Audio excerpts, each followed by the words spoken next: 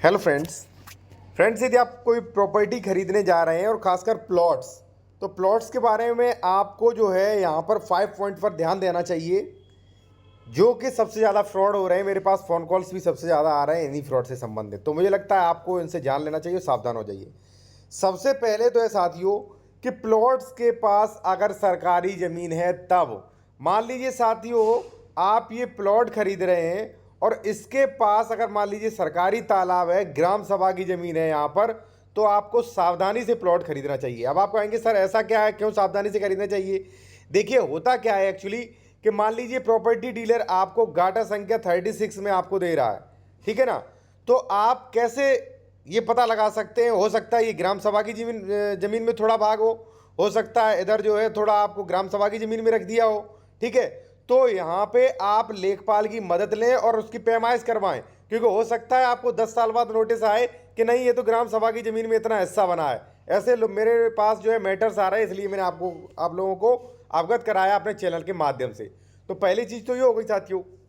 दूसरी है कि जब प्लाट का म्यूटेशन यानी कि दाखिल खारिज नहीं है तब क्या क्या सावधानियां रखें, ठीक है ना।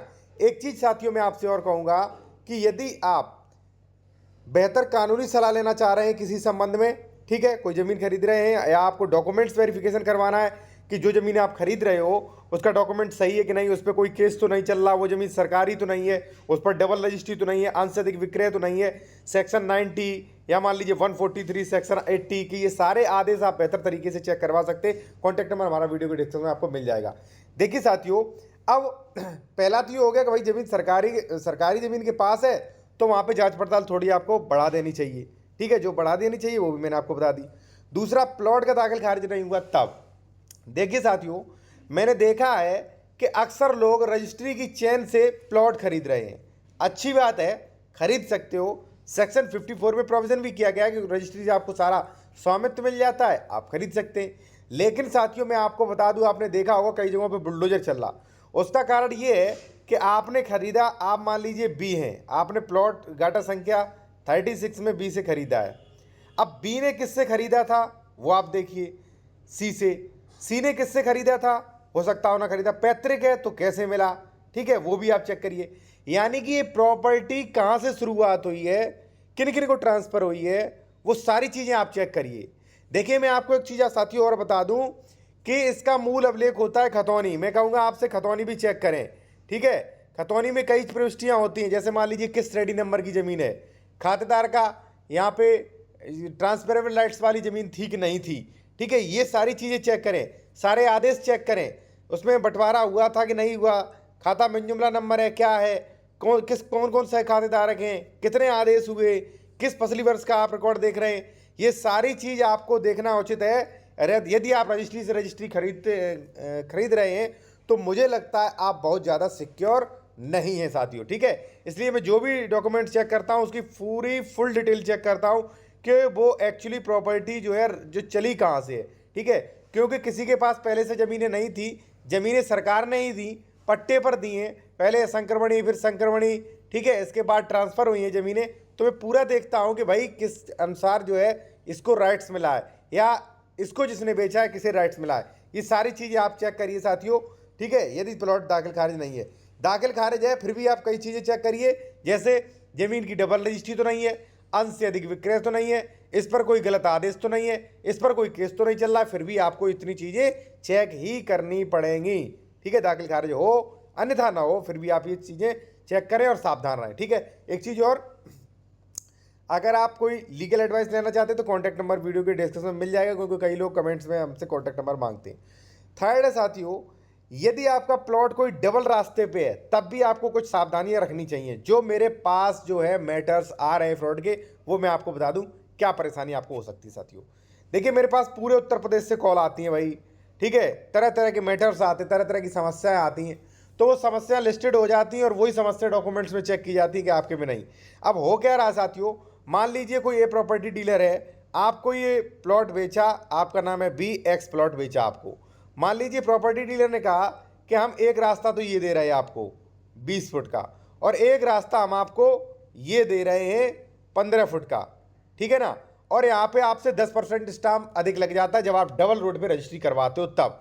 लेकिन साथियों अब एक्चुअली है क्या, क्योंकि बी जो है यहाँ पे बी, ठीक है, तो बी के सामने वाली रोड जो है वो अभी भी किसके नाम है, ए के नाम। ये वाली रोड किसके नाम है, ए के नाम। यानी कि दोनों रोडें तो ए के नाम होती हैं। तो इसीलिए मैं कहता हूँ कि भाई लेआउट्स वाले ज़मीन खरीदिए आप। दूसरी बात, अगर मान लीजिए आप नहीं भी खरीदते तो आप ये जान लीजिए कि भाई जो भी आप प्राइवेट कॉलोनियों में, जो भी मान लीजिए कॉलोनियों में आप प्लॉट खरीद रहे हैं, जो भी सड़कें हैं वो किसके नाम होती हैं, वो उसी ओनर प्रॉपर्टी डीलर के नाम होती है जो आपको बेच रहा है। तो हो सकता है ये साइड वाली ज़मीन का जो है कभी सौदा कर दे और ये इसको भी प्लॉट के रूप में दे दे, तो आपका तो नुकसान होगा। क्यों? क्योंकि आपने अधिक पैसा दिया, डबल रोड पे लिया, एल रोड पे, ठीक है, डबल फ्रंट है, और आपने 10% वो भी ज़्यादा दिया। तो ऐसे फ्रॉड्स भी आपके साथ हो सकते हैं, तो इससे सावधान रहें। दूसरी बात, चौहद्दी लिखाते समय सावधान रहें। और अगर मान लीजिए प्रॉपर्टी डीलर को रजिस्ट्री वगैरह वो करता है तो उसके खिलाफ एक्शन लें, ठीक है, यही मैं आपसे कहूँगा। इसके अलावा साथियों सबसे बड़ा चीज़ मैं आपको बता दूं कि लोगों को प्रॉपर्टी तो खरीद रहे हैं लेकिन सेक्शंस के बारे में नहीं पता होता कि उनके सेक्शंस को चेक करें। जो एडवोकेट्स जो हैं आपके, जिनसे आप चेक करा रहे हो, लेखपाल वगैरह से चेक करवा ले तो गलत चेक करवा ले तो उन्हें बहुत अधिक जानकारी नहीं होती है। अगर आप प्लॉट्स खरीद रहे हैं तो वहाँ पे 143 सेक्शन 80 चेक करना चाहिए, ठीक है, वरना आपको दिक्कत आएगी भविष्य में, बहुत ज़्यादा दिक्कत आएगी, बुलडोजर भी चल सकता। फिर आपको देखने चाहिए 117, क्योंकि साथियों अगर आपने 117 नहीं देखा तो हो सकता है रजिस्ट्री के बाद भी आपको कब्जा न मिले, जो सह खातेदार हैं वो यहाँ पे विवाद की स्थिति उत्पन्न करें, ठीक है। एडवोकेट आपके नहीं बताएंगे जो रजिस्ट्री करेंगे, क्यों? क्योंकि अगर उन्होंने बता दिया आप ज़मीन नहीं खरीदोगे तो उनका फीस का लॉस हो जाता है, हकीकत यही है, ठीक है। तो 117 भी चेक करें, आप ये भी चेक करें गाटर संख्या मंजुमला नंबर तो नहीं है। इसके बाद साथियों चेक करें कि भाई ये ज़मीन जो है वो सेक्शन 98 का उल्लंघन तो नहीं कर रही है, सेक्शन 98 का उल्लंघन तो नहीं कर रही है, ये भी आप जरूर चेक करें, ठीक है। क्योंकि अगर सेक्शन 98 का उल्लंघन करके आपने ज़मीन खरीद ली तो ज़मीन राज्य सरकार में नियत हो जाएगी, जिसे कोई भी नहीं बचा सकता, कोर्ट भी नहीं बचा सकता है, ठीक है, ये भी चेक करें। और बाद में आप 54 का अनुपालन करें, सेक्शन 54। अब आप कहोगे सेक्शन 54 क्या है, वो मैं आपको बता दूँ। साथियों होता क्या है कि कई लोग जो है वो प्रॉपर्टी तो खरीद लेते हैं, ठीक है, लेकिन पोजीशन नहीं करते, कब्जा नहीं करते। अब सेक्शन 54 ये कहता है कि भाई अगर आपने कोई प्रॉपर्टी खरीदी है, ठीक है, तो आप उसी दिन मालिक बन गए जिस दिन आपने प्रॉपर्टी खरीदी है। तो जैसे मान लीजिए आपने दिनांक 1 तारीख को 1 से प्रॉपर्टी खरीदी है तो आप 1 तारीख को ही इस पर पोजीशन यानी कि कब्जा लें, ठीक है। दूसरी बात इसमें यह है कि अगर इसका बंटवारा नहीं हुआ, ये मंजूमला नंबर वगैरह है, तो ए से पहले ही पोजीशन ले ले वरना दिक्कत आएगी, ठीक है। प्रॉपर्टी ट्रांसफर एक्ट सेक्शन 54 ये कहता है कि भाई जब भी आप ऐसी ज़मीन खरीदें, स्वामित्व तो आपको मिल गया लेकिन कब्जा लेने से पहले उसका सीमांकन, उसका बंटवारा या कोर्ट की डिक्री से आपको कब्जा लेना चाहिए, विवाद नहीं करना चाहिए, ठीक है।